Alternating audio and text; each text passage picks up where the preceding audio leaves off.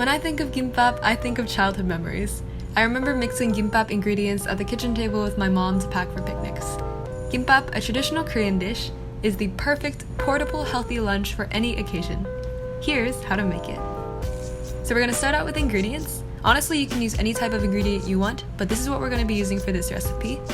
4 dried seaweed sheets, 3 bowls of rice, half a bag of baby spinach, boiled, which is about 3 ounces worth, 4 slices of pickled radish, 4 imitation crab sticks, about 3/4 a cup of pre-cooked pulled chicken, 3 to 4 eggs, 1 tablespoon of mayo, 3 tablespoons of sesame seeds, 2 tablespoons of sesame oil, and pepper and salt to taste. And all of these ingredients will be linked in the description below. Part 1, ingredient prep. So we're going to start out with our sesame seeds, put them over low heat for a few minutes, stirring with a spatula intermittently to prevent burning. Then we'll take them off the heat once they start popping and turn a slightly darker brown color. Then we're gonna bust out an old-fashioned mortar and pestle and grind it into smaller pieces, and then we'll set it aside for the spinach. So this is our boiled spinach. If you don't know how to boil spinach, it's very simple. All you have to do is rinse the spinach and insert it into boiling water for about 45 seconds. The ratio of spinach to water should be about 3 to 1. Then we're gonna drain the spinach using cold water and gently squeeze to remove any excess liquid. So once you've let that sit for a minute, you're just gonna season it with a little bit of salt, pinch of pepper, and a slight drizzle of sesame oil. We're gonna mix that around until it's well incorporated. And next comes what I consider to be the secret ingredient, those toasted sesame seeds. This will just give such an aromatic scent to the dish, and it'll also give a nice crunch that's almost nutty. It's just really pleasant.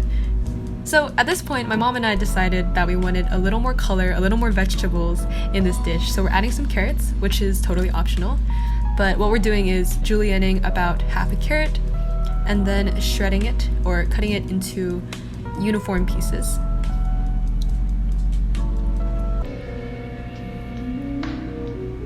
Then we're going to lightly cook it over a drizzle of olive oil on low heat. You just want to lightly cook this to really preserve that vibrant orange color because we want that to shine through in the final product.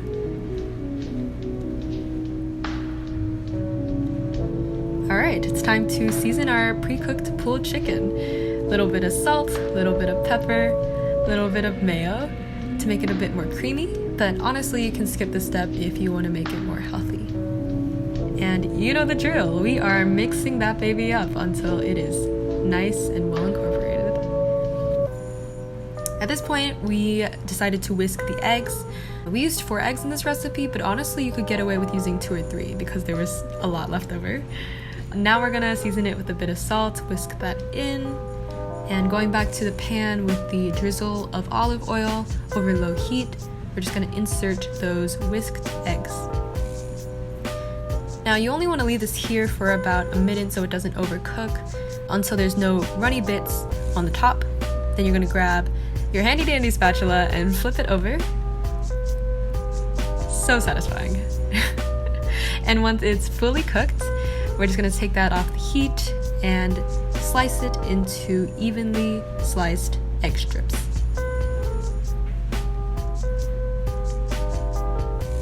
We're almost done, I promise. The last optional step is to season your rice with a tablespoon of vinegar, a tablespoon of light brown sugar, and 2 tablespoons of sesame seeds.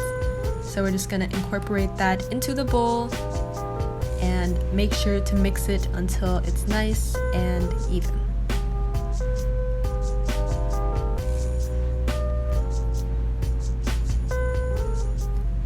And now that all your ingredients are ready, we can move on to the fun part, assembling rolls.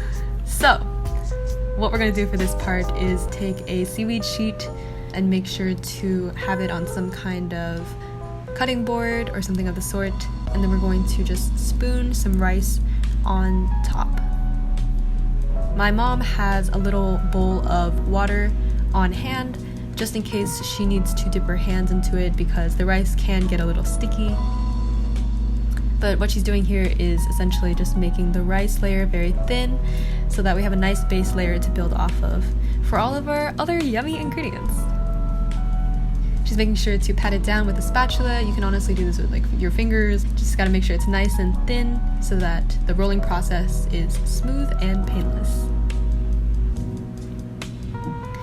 And now she's adding the ingredients. The order of the ingredients doesn't really matter, but it is important that you start about a third of the way down from the seaweed sheet, just to make sure that the rolling process is very smooth. So she's adding on all of those colorful ingredients that we prepared earlier in even amounts and making sure to distribute them evenly as well, just to make sure we have a nice cylindrical shape at the end. Then she's dipping her fingers into water and rolling that up. She has kind of a roll and squeeze technique, as you can see here. You really want to take your time with this to make sure that the final shape is nice and cylindrical. Then she takes a knife, wets it so it doesn't get too sticky, and proceeds to cut the gimbap roll into about inch-thick pieces. This makes it really nice and bite-sized and makes for easy packing if you want to bring this as a lunch or as a picnic dish. It's nice and portable.